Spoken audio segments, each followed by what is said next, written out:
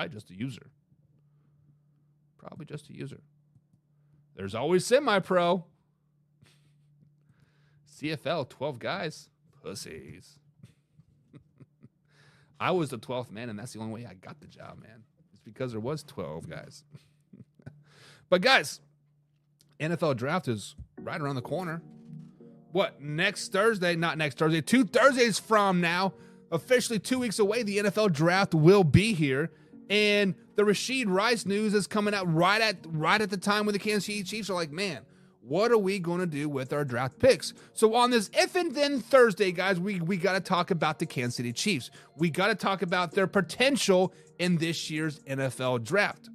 So as you guys know, as of right now, the Kansas City Chiefs sit last in the first 3 rounds of the draft and second to last in the 4th round of this year's draft. So they got all their 4th round picks, but they're at the very tail end of the rounds. Wide receivers have been issues for the Kansas City Chiefs the last 2 seasons, but just between the drops and the not being able to run routes and just the drops. Now, one of their top receivers is potentially going to no longer be on the team by the name of Rashid Rice. Does this mean Kansas City has to draft a receiver? I mean, it has to draft a receiver, right? They have to move up and get a receiver, right? So we got to ask the question: if the Kansas City Chiefs don't move up in the draft to draft a wide receiver this season, then what? The Kansas City Chiefs have kind of had a weird offseason. They released MVS earlier this off-season. A couple of days later, they signed Marquise Hollywood Brown. Marquez Valdez-Scantling, MVS, wasn't much for the stat-wise in the Kansas City Chiefs. He had a couple games where he caught some balls and some big-time catches, but he also had some big-time drops. He just wasn't fitting into the Kansas City Chiefs scheme very well. Adding the addition of Hollywood Brown was huge. Rashid Rice did tally up a lot of yards last season. Just under 1,000 yards last season, was the leading receiver for the Kansas City Chiefs, but he seemed to disappear when they needed him the most. So losing him hurts, but also, does it really hurt? I don't know. So when we look at the draft is very top-heavy for receivers. You have 3 receivers up at the very top that are probably going within the top 10. But when you look at the bottom half of the receiving class in the first round and second round, there are some good projections down there. You have Brian Thomas Jr. from LSU, the second man to Malik Neighbors that we talked about yesterday, Lad McCooney from Georgia, and my man Troy Franklin from Oregon. So when we look at this, if the Kansas City Chiefs do not move up and get a receiver, then what? I think the Chiefs will be just fine. The Chiefs do not need to move up and go get a receiver. The Chiefs don't need to trade a first and a second round pick to get in the top 10 to get a receiver. No, they don't. They'll be just fine.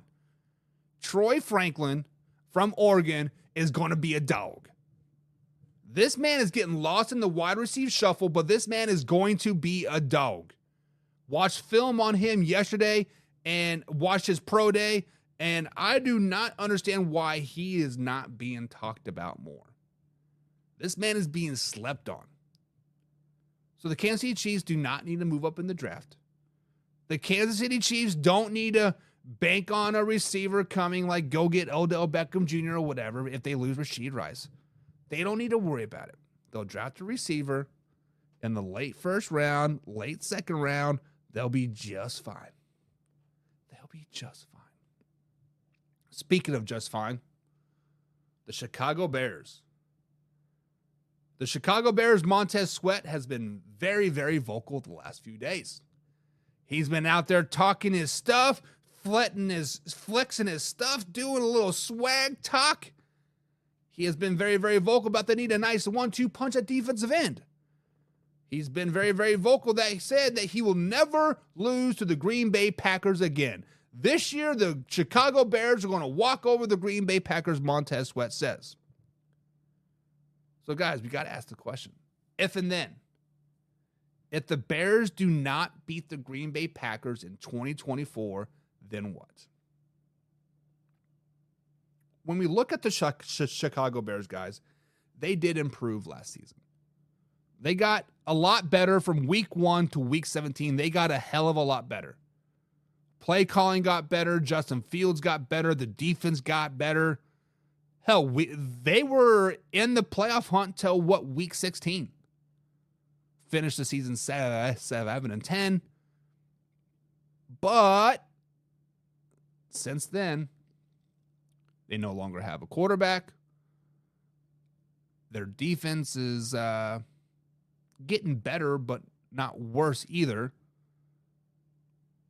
The simple fact of the matter is the Green Bay Packers own the Chicago Bears.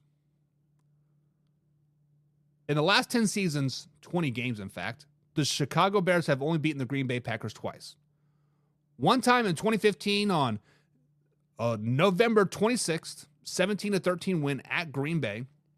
And then in 2018, December 16th, they won at home 24-17. Of course, all these losses, most of those losses were to Aaron Rodgers at the helm, but Jordan Love took right over. This is the issue that I have with the Chicago Bears. They might be better, but the Green Bay Packers are even much better. Right now, the Chicago Bears have issues. Not only do they not have a quarterback, they have ego issues. Look at this. Montez Sweat out there pumping up the crowd, saying, we're never going to lose to Green Bay. We need a defensive end. We need this. Ego.